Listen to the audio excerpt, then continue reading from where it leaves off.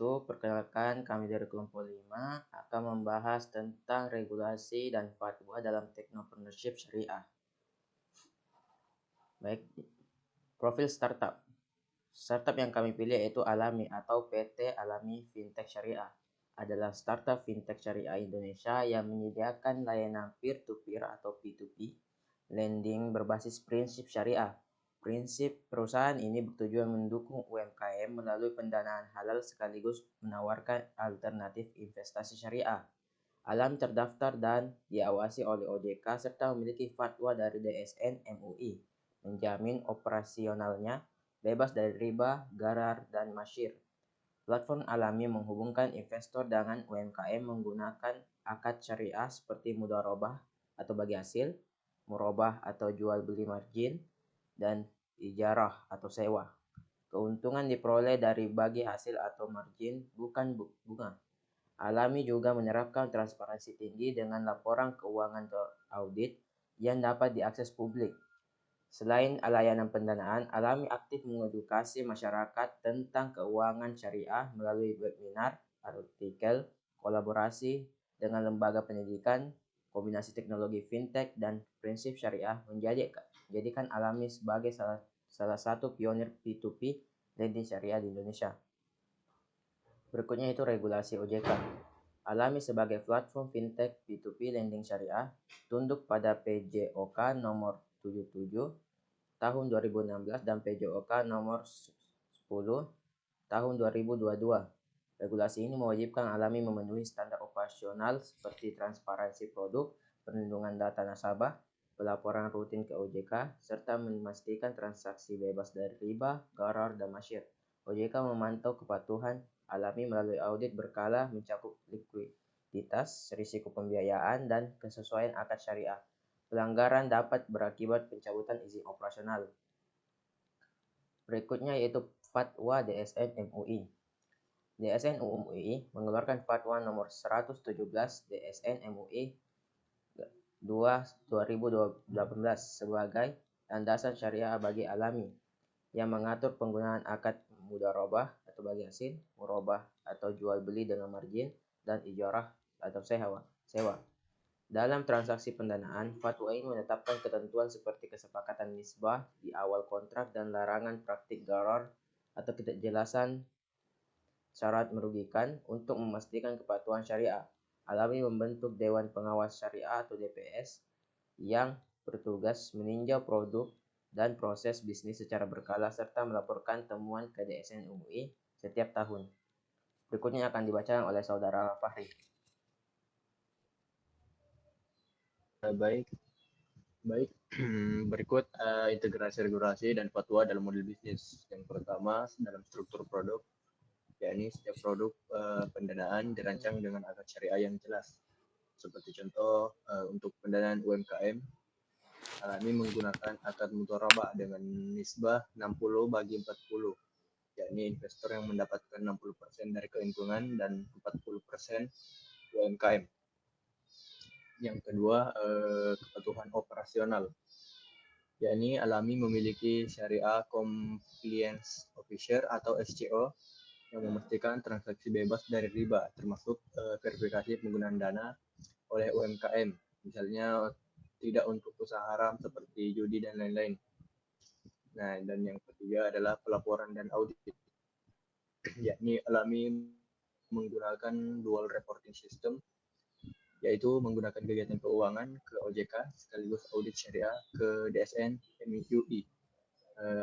Laporan ini mencakup detail pembagian hasil, keluhan nasabah, dan penyimpangan akad. Yang berikutnya, penerapan regulasi dalam operasional. Yang pertama, kepatuhan syariah dan tim syariah compliance. Alami memiliki SCO, yakni Syariah Compliance Officer, yang bertugas memastikan semua transaksi sesuai dengan fatwa DSN MUI, melakukan audit rutin untuk mencegah penyimpangan, serta mengeluarkan laporan kepatuhan syariah yang dipublikasikan kepada nasabah. Yang kedua adalah transparansi dan perlindungan nasabah, yaitu Alami menyediakan laporan keuangan audited yang transparan dan dapat diakses publik. mencakup rincian bagi hasil serta alokasi dana. Untuk menangani keluhan nasabah, Alami menyediakan kanal pengaduan resmi dengan menyelesaikan dengan penyelesaian yang mengutamakan prinsip rahmatul ikhtiyar atau solusi damai. Selain itu, platform Alami juga memberikan edukasi syariah terkait akad dan risiko yang memenuhi prinsip informed consent yang diwajibkan OJK. Nah, adapun keuntungan dari startup ini, yakni yang pertama meningkatkan kepercayaan pelanggan. Yang 90% nasabah Alami merasa lebih aman karena bebas riba. Didukung fatwa DSN MUI dan audit syariah rutin. Hal ini memperkuat kepercayaan dan menarik muslim konservatif. Adapun yang kedua, akses ke pasar potensial, yakni dengan 230 juta muslim atau 87% populasi dari Indonesia dan 60% preferensi produk syariah, Alami memperluas jaringan melalui kolaborasi dengan pesantren dan komunitas muslim.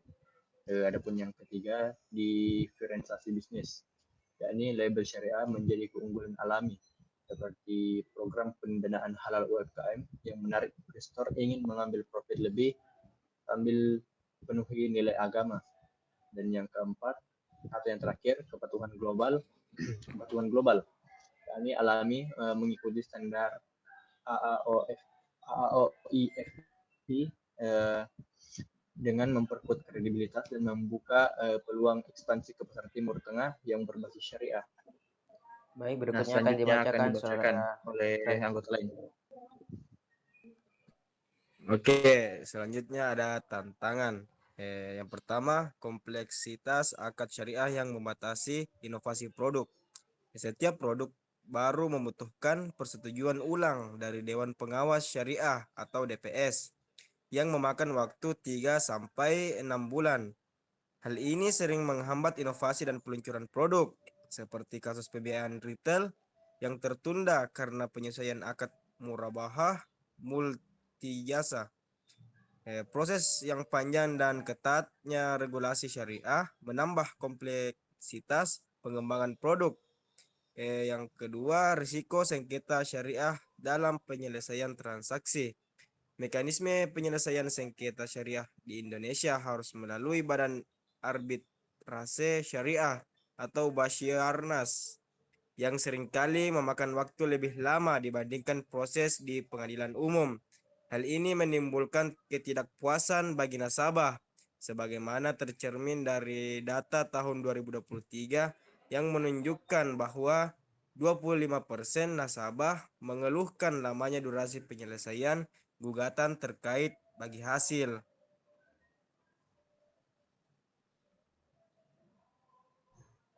Oke, selanjutnya ada solusi.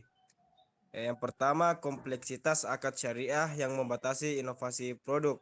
Untuk mempercepat proses, dapat dikembangkan prototipe syariah digital yang mampu mensimulasikan kepatuhan produk sebelum diajukan ke DPS. Selain itu, kolaborasi dengan akademisi syariah dapat membantu menyusun standar akad templatis yang fleksibel sehingga mengurangi kebutuhan penyesuaian berulang dan mempercepat persetujuan. Yang kedua itu ada risiko sengketa syariah dalam penyelesaian transaksi. Untuk mempercepat proses penyelesaian sengketa dapat dilakukan integrasi klaus arbitrase online syariah dalam kontrak digital. Selain itu, pelatihan khusus bagi mediator syariah internal dapat meningkatkan efektivitas penyelesaian sengketa pada tahap praligitasi, sehingga mengurangi beban kasus yang harus diselesaikan melalui Basyarnas. Baik, berikutnya akan dibacakan oleh saudara Aldi. Ya, kesimpulan, Desain MUI mengeluarkan fatwa nomor 117 garis miring Desain MUI garis miring 2 Romawi garis miring 2018 sebagai landasan syariah bagi Alami yang mengatur penggunaan akad mudharabah bagi hasil murabaha, jual beli dengan margin, dan ijarah sewa. Dalam transaksi pendanaan, fatwa ini menetapkan ketentuan seperti kesepakatan nisbah di awal kontrak dan larangan praktir gohar, ketidakjelasan atau syarat merugikan. Untuk memastikan kepatuhan syariah, Alami membentuk Dewan Pengawas Syariah (DPS) yang bertugas meninjau produk dan proses bisnis secara berkala serta melaporkan temuan ke DSN MUI setiap tahun. Rekomendasi: investasi dalam tim kepatuhan syariah yang kuat. Perusahaan perlu membentuk tim syariah berkompetensi tinggi dengan SCO bersertifikat DSN MUI untuk memastikan kepatuhan syariah, seperti yang dilakukan Alami dengan audit rutin bersama DSN MUI. Kolaborasi dengan lembaga syariah dan pendidikan, bermitra dengan pesantren, MUI, atau kampus Islam seperti UIN melalui webinar dan edukasi dapat meningkatkan pemahaman masyarakat tentang fintech syariah.